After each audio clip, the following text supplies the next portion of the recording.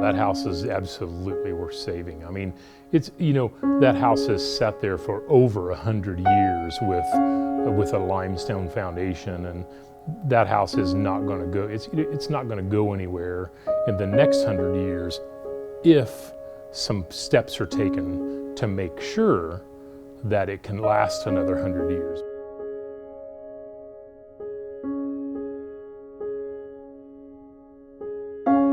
There would be people that would drive down the street and whatever chutzpah or whatever you want to, you know, they had the balls to come up and knock on the door and ask if they could come inside. And my parents were always very gracious and said, of course. And they would show the house to anybody that came to the door and asked to see it.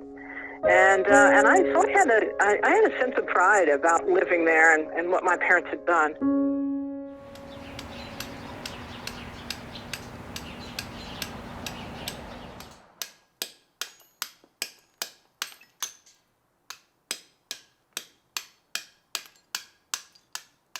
My name is Pete Felton, and I've lived here in Hays all my life. I'm 83 right now.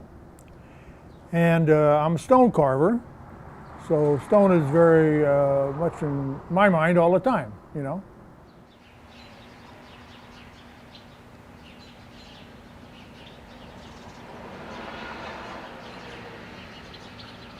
In 1872, somebody opened a quarry out there behind the college, about a mile west of the college, and all of a sudden, cut stone was available.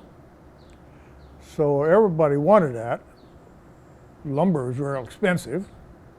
And they started building big buildings. They built courthouses, schools, churches, homes, hospitals, all kinds of things out of the stone. And a lot of the buildings on the college are made of that Fort Hays limestone too. The house we're talking about here is also made out of that stone.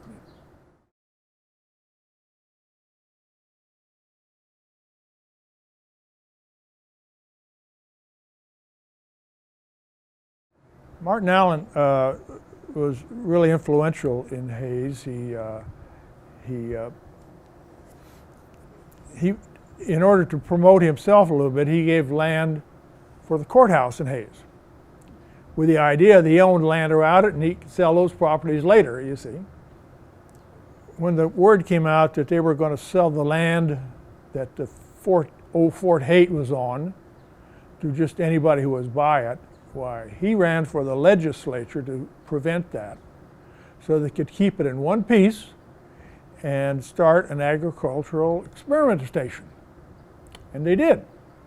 They also started a college, and part of the land was used for a city park, or Frontier Park.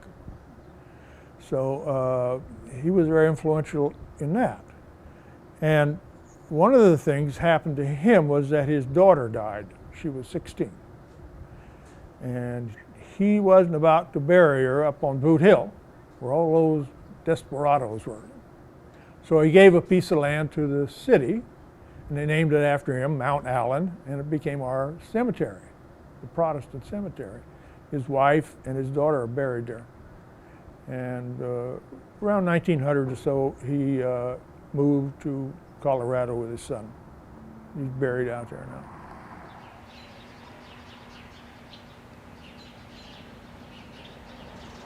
I think to describe the house, when we moved in, it had been owned by somebody named Miller, and he had rented it. He was renting it to people that really didn't care much about the house.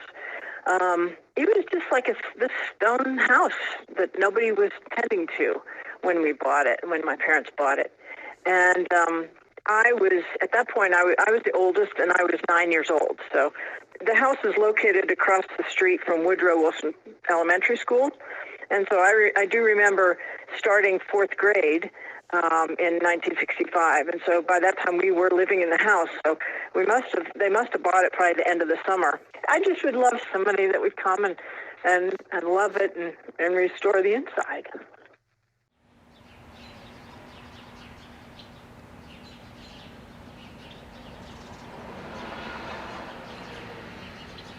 I was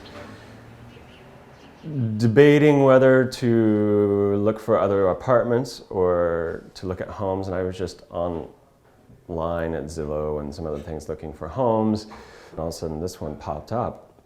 I didn't recognize it because it had overgrown so much, so I wasn't sure it was this house, and I just kept flipping through it and then noticed that Tammy had the listing, and I texted her and I was like, Tammy, is this the Cody house? And I was like, I have to come see it. It's mine. You know, I mean, I just knew instantly this is going to be the house.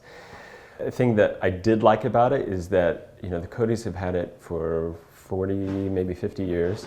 Hadn't done a whole lot since they moved in. So it was pretty bare bones because they had a pretty minimalist aesthetic too, it seems like. I mean, I was never in here when it was furnished. But the things they had done to the home had also given me liberties to do a little more exciting things. Because if they had left it the way it was and put it on historical registry, like they wouldn't have been able to loft this room or anything. And so this has given me much more freedom design-wise to do some different things that are a little more interesting, that I can mix elements that speak of the home, but also of contemporary living, and at the same time preserving just sort of the character of the house.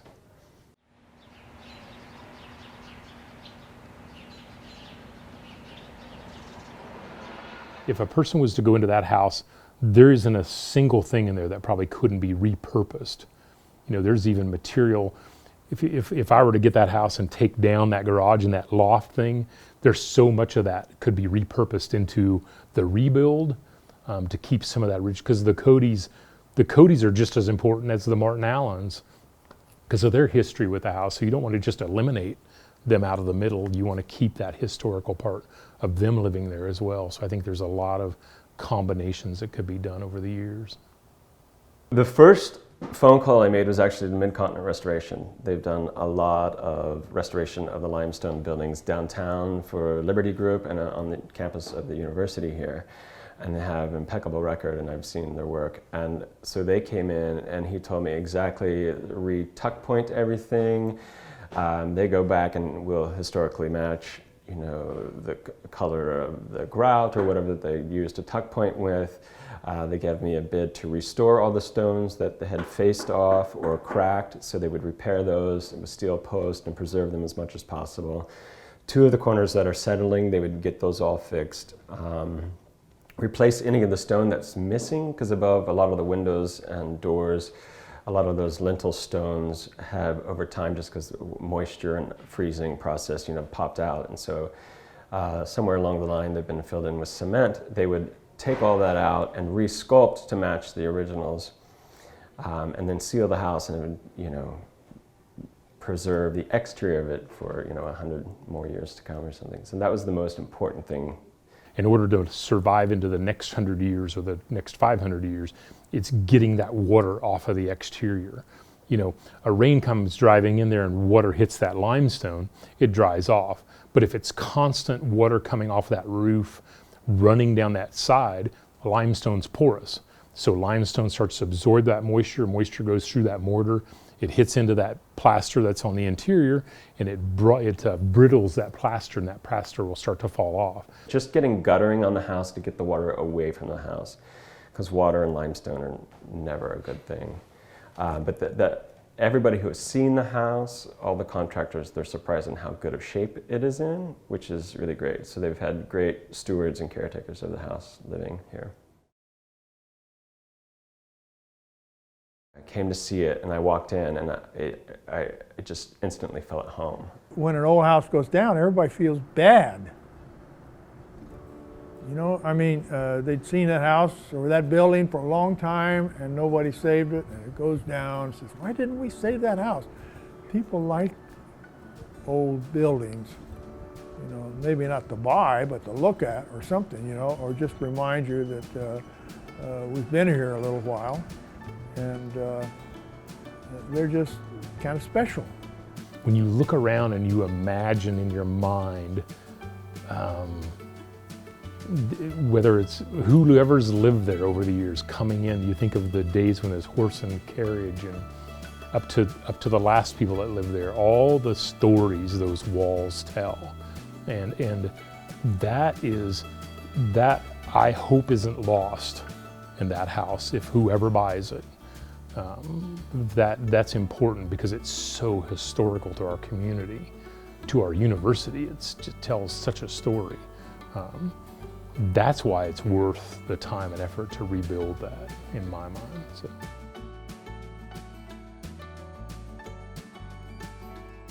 Let's say you built a brand new house just like that, identical. Well, I'll move into the old house any day in that condition than I would a brand new one, because that one has the character, the stories, the history. Martin Allen sitting in that house saying, we should build a university or a school. You know, that's where we're sitting right now. You can't buy that. I mean, hundreds of, think of all the Christmases, the good days, the bad days, the storms, the tornadoes on the horizon. That's why that house is cool.